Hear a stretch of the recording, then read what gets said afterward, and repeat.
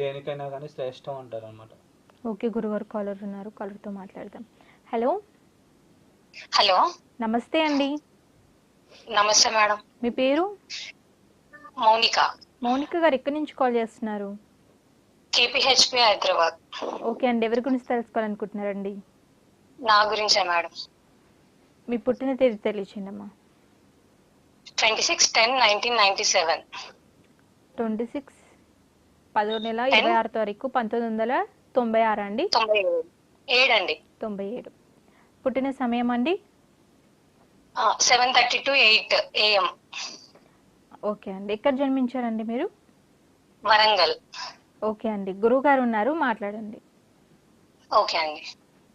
జయశ్రీనారాయణ. Hello, నమస్కారం గురుగారు. అమ్మ చెప్పండి అమ్మా.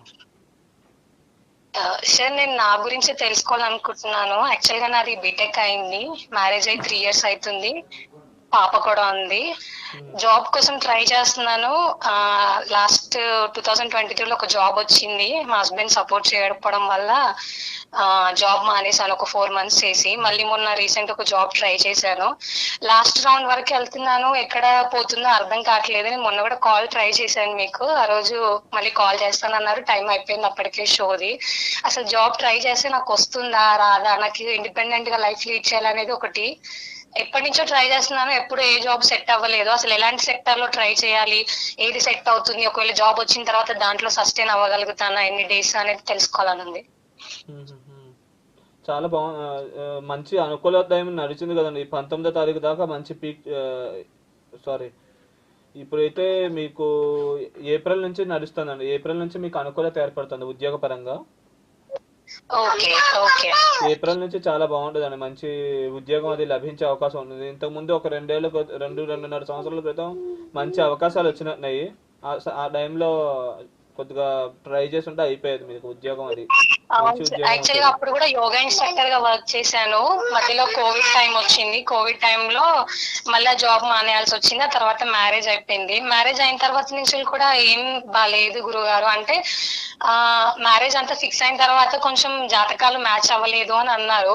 అది నిజమో కాదో నాకు తెలియదు, కానీ మ్యారీడ్ లైఫ్ అయితే అంత బాగాలేదు మా హస్బెండ్ తోని. దాని గురించి ఏమైనా చెప్తారా, మా హస్బెండ్ మారుతారా ఏంటి అని?